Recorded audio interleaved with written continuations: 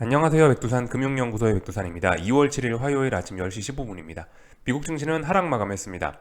하락의 이유는 금요일날 고용지표에 대한 여파 때문에 하락을 한 거죠. 그렇게 보시면 되겠습니다. 이제 그래서 2거래일째 고용지표 때문에 하락을 한 꼴이 됐는데 근데 이제 2거래일쯤 하락했으니까 고용지표에 대한 단물이 다 빠졌냐? 아직까지 그렇게 이야기하기는 좀 어려울 것 같습니다. 고용지표가 굉장히 좀 임팩트 있는 지표이기 때문에 또 그리고 숫자도 굉장히 서프라이즈했기 때문에 이틀 하락한 걸로 고용지표의 충격을 다 반영했냐? 다 반영했다라고 이야기하기는 좀 껄끄러운 점이 있을 것 같아요. 뭐 그렇지만 어쨌든 일단 2거래일 정도 빠졌으니까 일단은 한번 뭐 지켜보자고요. 지금 와서 뭐 고용지표가 다 반영됐다 혹은 덜 반영됐다 뭐라 이야기하기가 좀 애매한 상황인 것 같습니다. 근데 일단 저의 의견은 고용지표의 여파는 아직도 좀 남아있을 것이다. 여파가 쉽게 가기는 어려울 것이다 라는 생각입니다. 왜 쉽게 가기, 왜 이 고용지표의 여파가 쉽게 사라지기 어렵냐라면은 일단 뭐 기술적인 측면에서 증시가 한 달 동안 올랐던 게 사실상 이제 어떤 명확한 물증을 갖고 오른 게 아니고 기대감을 갖고 올랐거든요. 쉽게 말해 모래성을 쌓았는데 이 어떤 금리 인하 기대감 이런 기대감만 갖고 올랐는데 물증이 아예 없었던 건 아닙니다. 물론 뭔가 있긴 있었죠. 예를 들면 뭐 현실화된 금리 인상 속도 조절 뭐 이런 것이 실제적인 물증이 될 수 있긴 있는데 그건 상승의 작은 원인이고 연내 기준금리 인하 이러면서 막 올랐던 거란 말입니다. 그러니까 여기다 그 모래성을 쌓아놨기 때문에 그 모래성을 한 번에 가장 잘 무너뜨릴 수 있는 재료가 고용지표인데 그 고용지표가 나왔기 때문에 이 생각보다 여파가 좀 오래 갈 수도 있다라는 생각하고 있습니다. 뭐 저의 의견입니다. 그리고 실제로 그 고용지표가 굉장히 강력했기 때문에 그것 때문에 지금 금리 인상 전망이라든가 뭐 이런 어떤 시장 참가자들의 실제적인 큰 손들의 베팅이 채권 시장에서라든가 달러라든가 큰 손들의 증시 이외 시장에서 증시 외적인 시장에서의 베팅이 이루어지고 있기 때문에 이거 생각보다 좀 임팩트가 오래 갈 수 있다. 고용지표로 인한 쇼크가 오래 갈 수 있다라고 생각을 하고 있습니다. 그런 점들 때문에요. 이렇게 말씀을 좀 드려봤습니다. 미국 증시 이야기 이제 좀 더 해볼까 하는데요. 요즘 다시 2020년, 21년으로 좀 돌아온 것 같다라는 생각이 들긴 합니다. 한동안 이제 긴축이란 재료가 잊혀졌다가 다시 긴축이 지금 뜨거운 감자로 떠오른 가운데 지난 몇 거래일간, 1, 2거래일간 고용지표 때문에 긴축이 다시 뜨거운 감자로 떠올랐는데 그래서 지금 시장의 움직임들을 보시면 전형적인 옛날 모습들이 좀 그대로 나타나고 있습니다. 2020년, 21년에 파월 의장이 역대급 유동성을 미국 역사상 역대급 유동성을 공급했을 때 우리가 유동성 파티를 즐기고 있을 때 그때 시장이 올랐던 거 어떻게 올랐나요? 오르면 IT 빅테크가 초록색으로 물들면서 나스닥이 급등하고 S&P는 그보다 상승률이 좀 덜 했죠. 이런 모습들이 나타났는데 그게 전형적인 유동성장의 모습이었는데 근데 최근에 한 달 동안 그렇게 올랐잖아요. 그런 모습을 보면서 말씀을 드렸죠. 이게 IT 빅테크가 계속해서 대장을 하는 거는 대세 상승에는 좀 별로 도움이 안 될 수도 있다. 별로 건강하지 않은 모습일 수 있다라고 계속해서 이야기를 드렸었죠. 아, 근데 아무튼 지금 현재 계속해서 그런 모습을 보이고 있고 어젯밤에 하락할 땐 또 어땠나요? 지금 보시면 IT 빅테크만 또 새빨갛고 나스닥이 좀 더 많이 빠지고 S&P는 상대적으로 좀 버티는 이런 모습들 나오고 있지 않습니까? 이건 뭐예요? 2020년, 21년 이제 후반기에 이제 연준이 이제 우리 긴축을 좀 해볼까라고 하면서 긴축 우려 나오면서 금리와 달러가 막 올라가고 있을 때 나타나던 전형적인 주식시장의 반응 아닙니까 이거? 또 이제 그런 모습이 나타났다라는 거죠. 그러니까 최근 이제 올해 들어서부터 시장이 다시 유동성에 대한 기대를 하면서 옛날 버블장의 모습을 다시 보여주고 있다라는 거. 이거 좀 독특한 특징이 아닐 수가 없습니다. 근데 아무튼 계속해서 이런 모습이 나타나고 있다는 거. 그 옛날의 시장 패턴이 그대로 나타난다라는 거는 일단은 그죠? 시장이 어떤 새롭게 추세를 전환하는 거는 어렵지 않겠냐. 그 옛날에 안 좋은 습관들, 옛날에 안 좋은 버릇들을 가지고 어떻게 추세가 돌아설 수 있겠어요. 뭐 저는 일단 개인적으로 그렇게 보고 있습니다. 하여튼 시장의 특징은 전반적으로 그렇게 나타나고 있다. 전형적인 유동성장에서 보여주던 또 그리고 긴축 우려가 나타나던 그런 시장 옛날의 모습을 그대로 보여주고 있다라는 거 우리가 좀 알고 넘어가야겠습니다. 그래서 하락 종목수 당연히 더 많고 상승 종목수 적고 IT 빅테크가 많이 빠지고 나스닥이 많이 빠지고 그죠? 전형적인 옛날 모습입니다. 이런 거를 좀 볼 수가 있겠고요. 지금 그래서 이제 굉장히 뜨겁던 시장에 이거래일 연속으로 하락을 하면서 이제 시장 분위기가 다소 약간은 뭐 식었을 수 있는데, 제가 알기로 여전히 시장 분위기는 이 정도로 식지는 않을 겁니다. 왜냐하면 아직까지 미국 증시는 뭐 이 정도면 눌림으로 볼 수 있다라는 정도이기 때문에, 보시다시피 여전히 심리 지표 이런 것들은 뜨끈뜨끈한 상황입니다. 뭐 이 정도 빠졌다고 심리가 돌아서고 그럴 상황은 아니죠, 그죠? 그리고 이 어젯밤에 1% 나스닥 1%밖에 안 빠졌기 때문에, 지금 상황에서 나스닥 1% 빠진 거는 평상시에 0.3% 하락한 거나 차이가 없습니다. 그렇기 때문에 뭐 시장의 심리적으로 일단 그렇게 큰 충격은 없었던 것 같습니다. 저 정도 하락했다고 이 사람들의 이 어떤 탐욕을 꺾기는 좀 무리인 것 같다. 일단 이 정도로 보고 있습니다. 근데 하여튼 정말 재밌는 것 같아요. 최근에 말씀드렸다시피 이 심리가 중요한데, 결과적으로 심리가 뜨거워져서 오르고, 심리가 그죠. 결과적으로 지난 한 달 동안 굉장히 탐욕적인 심리 때문에 올라간 건데, 최근에 나타나는 이 이슈들을 좀 생각을 해보면, 최근에 미국 증시가 이제 배가 불러서 이제 더 이상 얘도 좀 힘들 것 같습니다라고 이야기했던 데가 지난주 말쯤인데, 근데 이제 딱 분위기가 너무 뜨겁고 미국 증시도 좀 어느 정도 좀 배가 부르니까 지금 나온 뉴스들이 가만 생각해 보시면, 뭐 예를 들면 미국하고 중국하고 풍선 놓고 막 전투기로 격추시키는 그런 이슈 나오고 있죠. 또 그리고 어제 뭐 지진 났죠. 또 그리고 뭐 여러분들 다들 잘 알다시피 뭐 지금까지 이야기했던 그 금요일날 고용지표 그렇게 나왔죠. 이게 정말 세상 일이 정말 재밌는 것 같아요. 시장의 기대가 지나치게 앞서가면은 알아서 하늘이 뭔가 악재를 내려주는 듯한 그런 느낌이 좀 들고 있습니다. 하필 이 타이밍에 지표 그렇게 나오고, 뭐 미국하고 중국하고 풍선 놓고 싸우고 있고 지진 나고 이런 것들 생각을 해보면 세상이 정말 참 신기하게 돌아가는구나 라는 생각을 하긴 합니다. 약간 뭐 잡설이었고요. 하여튼 그래서 미국 증시 어젯밤 마감 좀 살펴보겠습니다. 이 S&P 지수는 아직도 상승 중 눌림의 관점입니다. 이걸 보고 방향 전환됐다라고 하기는 다소 무리가 있습니다. 왜냐하면 아직 어디 마디 가격 4120을 붕괴시킨 것도 아니고요. 아니면 여기 있는 이런 라인들 뭐 4030, 4040 이런 라인을 붕괴시킨 것도 아니기 때문에 아직 이거는 눌림에 불과합니다. 그러니까 그만큼 어떤 투자 심리들이 안 내려오는 겁니다. 이 정도 빠져서는 택도 없다, 뭐 이런 느낌인 겁니다. 그렇지만 뭐 아래쪽으로 베팅할 수 있는 용감하신 분들, 큰 꿈을 갖고 계신 분들이 아래쪽으로 베팅할 수 있는 자그마한 근거 정도는 나타났죠. 어딘가 저항이 있구나, 그죠? 이 저항을 바탕으로 해서 위험 감수 성향이 크신 분들, 나는 위험을 많이 감수하겠다 하시는 분들은 베팅할 수는 있습니다. 베팅할 만한 근거는 있어요. S&P는 좀 강한데요. 나스닥은 좀 다른 모습입니다. 나스닥은 일단 이 어떤 중요한 마디 가격 12,610 이 정도 자리를 어젯밤에 분명히 붕괴시켰기 때문에, 이거는 그래도 좀 중요한 지지선이거든요. 마디 가격 이런 거기 때문에. 그래서 이런 가격을 기준으로 해서 아래쪽으로 베팅할 수 있다. 이거는 위험 감수 성향이 좀 덜하신 분들도 베팅을 할 수 있는 근거라고 봅니다. 이 정도면요. 여기 지금 이 라인이 여기는 이 라인입니다. 지난번에 여기는 요 라인이죠. 여기는 요 라인들인데 대략적으로 이 정도 라인대에서 뭐 620 뭐 이 정도대 라인에서 지금까지 보시면은 이 증시가 올라가다 멈추고 싸우고 뭐 그런 모습들을 보였다. 여기 정도를 잡는 게 맞나? 근데 뭐 대략적으로 어쨌든 그 12,600이나 700 요 정도 사이가 어떤 중요한 마디 가격이라 보면 될 것 같습니다. 지금 예전에 움직였던 게 조금 좀 더럽게 움직여가지고 딱 어디라고 하기는 좀 뭐 할 것 같고, 하여튼 12,600에서 700 사이가 중요한 어떤 그런 저항, 그런 지지선인데, 그런 지지선이 어쨌든 어젯밤에 이 왕창 붕괴되긴 한 겁니다. 그래서 이걸 기준으로 해서 아래쪽으로 베팅할 수는 있다. 그리고 베팅할 수는 있는 게 아니고, 요거는 좀 신호등에 불 들어왔다 정도까지는 표현할 수 있을 것 같습니다. 저걸 보고 베팅할 만한 충분한 근거는 될 것 같아요. 이 정도 말씀드리면 되겠죠. 그래서 이제 나스닥은 반등시 매도 전략, S&P는 아직은 아니죠. 이렇게 보시면 될 것 같습니다. 이 정도 보면 될 것 같고, 미국 증시 이야기를 했으니까 이 빅스까지만 좀 살펴볼게요. 빅스는 여전히 뭐 이렇게 잘 살아나고 있죠, 여러분들. 여전히 추세 전환에 대한 기대감 버리기는 좀 아쉽습니다.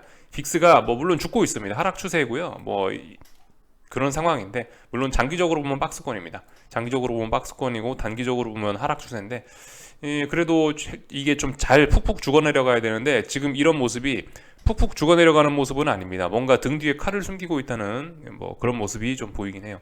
잘 안 죽습니다. 어쨌든 어딘가에서요. 그래서 추세 전환 자리는 여전히 뭐 22.8 이 정도 되는 자리다. 이거 넘어가야 되는데 아직 그거 넘어간 건 아니고 추세 전환 가능성 우리 염두에 두자. 오랫동안 빅스가 계속해서 하방 경직성 보이고 있네. 심상치 않다. 이 정도 이야기만 하겠습니다. 이 정도 보면 될 것 같고요. 뭐 나머지는 얼추 다 본 것 같죠. 어젯밤 달러 당연히 뭐 급등했습니다. 요즘 이제 시장이 다시 긴축 이러고 있기 때문에 달러가 급등했어요. 달러는 이제 어떤 중기적인 하락 추세를 극복하고 중기적인 상승 추세로 전환되기 직전이긴 한데요. 근데 여기가 딱 저항입니다. 어젯밤에 올랐던 종가가 딱 그 자리예요.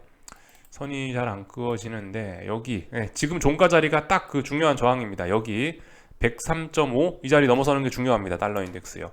103.5를 넘어서야 이제 어떤 중요한 저항을 넘어서는 거고, 여기서부터 여기까지는 그냥 공짜로도 오를 수 있는 자리란 말이죠. 이까지는 그냥 아직까지 반등에 불과할 수 있습니다. 이 정도는 뭐 가볍게 오를 수 있는 자리인 거고, 여기를 돌파한착해야 이제 본격적인 뭐 상승 추세다 이런 이야기를 할 수가 있습니다. 아직은 아니죠. 아직은 돌파한착한 거 아니고, 근데 돌파한착 가능성은 좀 보이고 있긴 있습니다. 왜냐? 재료가 나왔기 때문이죠. 그죠? 유로존에서 매파적인 이야기 했는데도 불구하고 달러가 오히려 살아났고, 거기에다 대고 어제 같은 경우는 일본 증시가 상승하긴 했는데 이런 이슈도 있죠. BOJ 차기 총재의 제2의 구로다가 나오는 거 아니냐. 그러면서 엔화가 급락했다라고 하죠. 아마미야 부총재가 뭐 차기 총재로서 나오고 있다는데 이분이 상당히 비둘기적이래요. 이런 뉴스도 달러 강세의 한 원인이 될 수 있겠죠. 또 그리고 고용지표가 지금 당연히 이 달러 강세의 가장 큰 원인일 거고요. 근데 이제 이런 재료들을 해서 추세적으로 아예 달러가 전환될지를 잘 보시면 됩니다. 달러가 다시 추세적으로 상승 전환되면 미국 증시고 아시아 증시고 전반적으로 안 좋을 수 있습니다. 지금 중요한 자리에 와 있죠. 이런 부분 싸움 잘 보시면 될 거고요. 확실히 그렇습니다. 이런 패턴들 잘 봐놓으세요. 그죠? 오랫동안 짜불짜불 좀 낙폭이 좀 너무 과대하게 좀 이렇게 죽어버리면 지난 뭐 한 달 가까이, 그죠? 결국 지난 한 달 빠졌던 거 3일 만에 다 되돌린 꼴이 됐습니다. 이런 모습들이 나타난다. 그것도 슈팅 한번 주고, 언더 슈팅 한번 주고 팍 약간 언더 슈팅을 디딤돌 삼아서 올라가는 그런 모습들, 전형적인 모습입니다. 이런 패턴들 좀 잘 봐두시면 좋을 것 같아요. 종종 볼 수 있는 패턴들입니다. 패턴 그대로 움직이고 있어요. 그래서 달러도 상승하고 있다. 이거 봐라. 그러니까 다시 옛날에 긴축을 우려하던 2020년, 21년 후반기에 그때 모습이 그때 모습이 다시 재현되는 거 아니냐. 이런 이야기 정도는 할 수 있겠다. 말씀드릴 수 있습니다. 금리들도 당연히 크게 올랐습니다. 금리들도 다시 긴축 우려 이러니까 크게 오르면서, 그죠? 이러면 금리가 크게 오르면서 또 증시가 빠진 꼴이죠. 이것도 전형적인 옛날에 이쪽 구간의 모습입니다. 금리가 크게 오르면서 나스닥이 크게 흔들렸던 옛날의 모습들 그대로 갖고 가고 있는데, 다만 이제 문제는 이때는 금리 인상 초반기 중반기였고 지금은 금리 인상 후반기라는 게 다른 점입니다.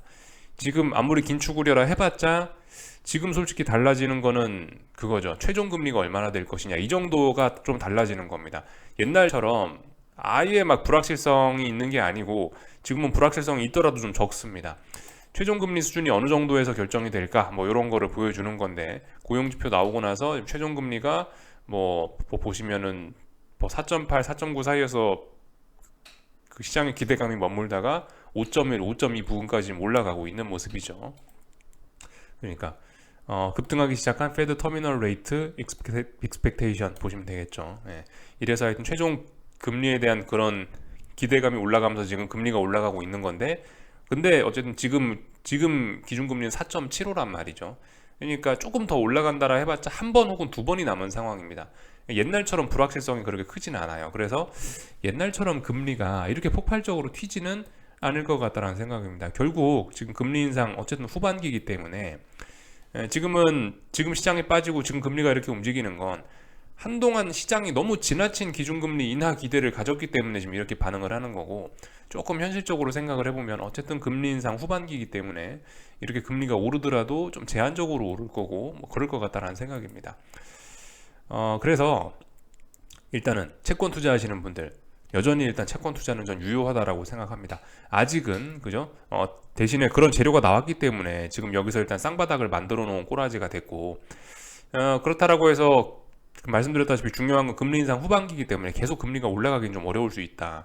그러면 아마 결과적으로 이렇게 해서 전고점 기준으로 해서 박스권이지 않겠냐 싶긴 한데요.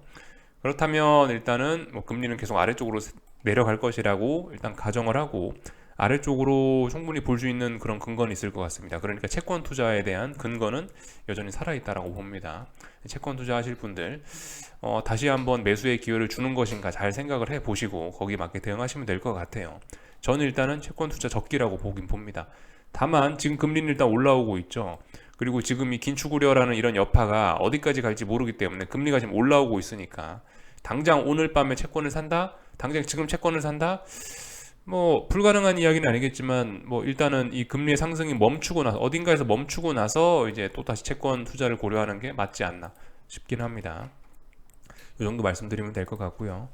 뭐 2년물 금리도 그렇습니다. 2년물 금리도 크게 뭐 튀어오르고 있어요. 자연스러운 모습입니다. 이걸 보면서 2년물 국채 금리가 금리 인하 기대감을 가장 잘 보여주는 그 금리 어떤 기준 금리를 6개월 정도 선행하는 대표적인 금리이긴 한데, 이 친구도 지금 크게 오른 걸 보면 확실히 올해 연내 금리 인하 기대감이 좀 저 뒤로 많이 밀리긴 했습니다. 그렇지만 얘도 올라가는 데는 어느 정도 좀 한계가 있긴 있을 겁니다. 개인적으로 이렇게 보고 있습니다. 왜냐? 금리 인상 초창기가 아니고 이제 금리 인상 막바지가 거의 다 됐으니까 그렇게 보고 있어요. 지금 금리 인상 초반기가 아니라는 거를 잘 잊지 않으셔야 되겠습니다. 금리 인상을 해봐야 이제 2번 정도밖에 안 남았, 2번, 3번 남았을 거다. 진짜 많이 해봐야 3번 남았을 거다라는 생각입니다. 그러니까 거기에 맞게 좀 대응을 하자고요. 전반적인 내용들 일단 쭉 살펴봤고요. 여러 가지 기사들 몇 가지만 좀 더 보자면은, 고용지표가 나왔다라고 해서, 고용지표가 굉장히 좋게 나왔다라고 해서 사람들이 이제 강력한 고용이다, 기업 심리가 개선이고 인플레이션도 둔화되고 있다, 이제 경기 침체 확률은 낮아지고 있다라고 하고 있는데, 특히 고용지표가 나오고 나서 경기 침체 확률을 낮추는 사람들이 굉장히 많아진 것 같은데, 말씀드리지만 고용지표는 물론 이제 교과서적으로 보면은 경기 동행지표지만 사장님들의 특성을 생각을 해보면 경기가 안 좋아진 걸 확인하고 나서 사람을 자르죠, 그죠? 네. 그렇기 때문에 고용지표는 약간 후행적인 느낌이 좀 있긴 있는 것 같다. 후행적인 지표를 보고 경기 침체 확률을 논하는 게 말이 되냐? 라는 게 일단 뭐 저의 생각이긴 합니다. 근데 일단 분명히 시장의 기대치가 또 다른 방향으로 또 이렇게 막 흘러가고 있습니다. 이제 경제는 좋을 거야, 뭐 이러면서 이제 또 다른 기대감이 막 이렇게 또 올라가고 있는 그런 상황입니다. 이런 거 좀 조심하긴 해야 될 것 같아요, 그죠? 지금 마냥 이렇게 좋게 보기는 좀 어려울 수 있다는 거. 여러 가지 지표들이 지금 굉장히 혼조하죠, 그죠? 그렇기 때문에 이런 거 좀 주의하자, 이런 이야기 좀 드리고요. 요게 그겁니다. 투기적 투자가 돌아왔다, 저금리 확산 기대. 요게 이제 지난 한 달간 올랐던 그 시장 상황을 잘 보여주는 기사인 것 같아요. 전형적인 유동성장의 모습을 잘 보지 않았냐. 그게 이제 이런 기사 제목을 통해서 확인할 수 있는 거죠. 최근의 분위기를 잘 보여준 것 같아서. 근데 투기적 투자가 돌아오니까 어떻게 돼요? 다시 긴축적인 이야기가 나오니까 또 다시 발작을 하고 있죠. 다시 옛날 그 모습 그대로 돌아왔습니다. 전반적인 시장 상황 보여주는 기사인 것 같아서 갖고 나왔고요. 그죠? 어젯밤에 움직인 거는 뭐 미국 경제 연착륙 기대, 뭐 이런 걸로 인해서 국채가가 하락했다, 이런 거, 이 정도 내용을 보면 될 것 같습니다. 전반적인 내용들 쭉 살펴봤고요. 원자재들 관련해서 우리가 좀 볼 게 좀 있을 것 같긴 한데, 지금 그 국제유가 같은 경우 이제 어젯밤에 사실 이제 잘 보셔야 되는 게, 달러가 급등했잖아요. 달러가 급등했는데도 불구하고 전반적으로 원자재들은 달러 급등한 거에 비하면 좀 강세를 보이긴 했거든요. 좀 몇 가지 보자면은, 국제유가 상승 마감했어요. 그리고 다중바닥형 가능성이 있습니다. 구리 빠지다 말았어요. 그리고 제가 어젯밤 말씀드렸던 천연가스도 지금 현재 일단 빠지다가 일단 멈춰 있는 상황입니다. 좀 약간 독특한 부분이라고 할 수 있어요. 지금까지 최근의 흐름이 뭐냐, 뭐 물론 지난 한 달간 그런 건 아니고 한 지난 2주 정도 그렇긴 한 건데, 지난 2주 정도 원자재들은 쭉 하락해 왔습니다. 지난 2주 정도 이렇게 쭉쭉쭉쭉쭉 하락을 해왔습니다. 특별히 그러니까 그 골드를 제외하고는 대부분 어떤 위험 자산에 속한 원자재들은 대부분 다 이렇게 하락을 해왔습니다. 그런데 말씀드렸다시피 지금 주식시장 방향이 바뀔랑 말랑 하면서 일단 시장 분위기가 지금 좀 약간 좀 달라지지 않았습니까? 뭐 말씀드렸다시피 뭐 시장 분위기가 너무 뜨거우니까 뭐 미국과 중국이 풍선 갖다 싸우고 있고 뭐 지진도 나고 뭐 지표도 안 좋게 나오고 그런 이야기 했잖아요. 약간 원자재 쪽에서도 좀 그런 영향을 좀 받을 수 있다라는 생각이 들어요. 그래서 지난 2주간은 하락을 했는데 지금 자리 다시 하방 경직성을 만들려고 시도하는 것일 수도 있습니다. 그래서 좀 잘 보긴 해야 될 것 같습니다. 특히 유가 같은 경우는 일단 어젯밤에 나온 그 지진이란 이슈가 지금 다중바닥형 만들 수 있는 과정에서 나온 거란 말이죠. 뭐 물론 지진이 지금 뭐 피해가 어떤지 제가 구체적으로 알 수는 없지만은 뭐 석유관이 부서지고 어쩌고저쩌고 하는 걸 보면 최소한 국제유가 하락 요인은 아니죠. 상승 요인이긴 하겠죠. 그죠? 일단 뭐 네, 일단 어떤 그 상승 요인이 나온 거긴 한 건데요. 잘 보셔야 될 게 아직까지는 뭐 국제유가는 하락 추세입니다. 하락 추세. 분명히 고점과 고점 낮아지고 있고 저점과 저점 낮아지고 있고 반등할 때 중요한 자리를 넘어서진 못하고 있죠. 그래서 하락 추세긴 한데요. 중요한 게 이 자리에서 지금 죽어야지 된단 말입니다. 국제유가가 하락 추세로 계속 가려면 여기서 빨리 전저점들 붕괴시켜야 돼요. 72달러 혹은 70달러를 빨리빨리 붕괴시켜 줘야 국제유가가 다시 계속해서 하락 추세입니다라고 이야기할 수 있다는 겁니다. 근데 지금 국제유가가 일단은 그 중요한 자리에서 양봉과 상승을 보여줬어요. 그렇기 때문에 우리 추세에 대해서 좀 고민해 보셔야 됩니다. 국제유가 아래쪽으로 베팅하신 분들, 추세적으로 잘 끌고 계신 분들, 조금 좀 이제 좀 고민을 좀 해볼 때가 좀 되긴 된 거죠. 이거 잘하면 또 추세 전환 되는 거 아니야? 라고 하면서 고민을 좀 해볼 때가 된 겁니다. 그리고 가스 같은 경우도 사실 좀 그렇긴 해요. 이게 지금 낙폭이 굉장히 좀 과대한 상황입니다. 그래서 말씀드렸다시피 이런 거 상승 베팅하는 거 정말 하고 싶어하는 정말 그 상승 베팅 하고 싶어 정말 상승 베팅 하고 싶게 만드는 그런 차트 모양이긴 한데요. 아직 일단 명확한 어떤 그런 근거는 없다. 근데 일단 어젯밤에 최소한 그런 터키 관련된 이슈는 나오긴 했고 그것도 분명히 그죠? 가스값 상승의 요인이긴 할 겁니다. 그런 상황에서 일단 낙폭이 좀 과대한 상황에서 그런 이슈 나오고 지금 현재 몇 거래일간 어디선가 일단 하방 경직성은 보이고 있으니까 이게 자그마한 상승 베팅의 근거는 될 수 있어요. 자그마한 근거. 그래서 일단 원자재 쪽들 우리 조금 그 혹시나 방향이 바뀌나 이런 거를 좀 주목해 볼 필요는 있겠다라는 거 말씀드리겠습니다. 구리도 그래요. 구리도 보시면 쭉 빠지다가 일단은 어젯밤에 시장 분위기 바뀌면서 얘도 일단 달러 강세에도 불구하고 지금 주춤했단 말이죠. 지금 구리도요. 이런 것들 좀 잘 원자재 쪽의 흐름을 좀 잘 보시긴 해야 되겠습니다. 지금까지 이렇게 원자재들이 전반적으로 뭐 쪽 국제유가도 뭐 박스권 그리고 있고 천연가스 값도 많이 떨어지고 이러면서 인플레를 잡는데 많이 공헌을 했는데 지금 보시면 천연가스 가격도 무슨 이슈 나오고 단기적으로 좀 낙폭이 좀 과대한 측면이 있고 오일도 지금 다중바닥형 보일라 그러고 뭐 갑자기 지진 이슈 나오고 이러고 있으니까 잘하면은 다시 얘네가 또 살아나면서 인플레가 또 살아나는 게 아닌지 이런 생각도 우리는 해볼 필요가 있겠습니다. 그런 점들 좀 주목해서 봐야 될 것 같습니다. 국제유가가 아무튼 잘 안 죽고 있다. 중요한 건 유가인데 유가가 잘 안 죽네. 이런 것들 생각해 볼 필요가 있겠습니다. 국제유가 같은 경우 또 그런 것도 생각해 볼 수 있어요. 그냥 계절적인 요인. 겨울에 지금 보시면은 차가 많이 안 땡기잖아요. 확실히 사람들이 추우면 안 돌아다닌다고요. 근데 이제 슬슬 이제 따뜻해지고 있죠. 이제 어쨌든 입춘 지나고 봄이지 않습니까? 다시 거리에 차가 슬슬 늘어나는 것 같긴 하거든요.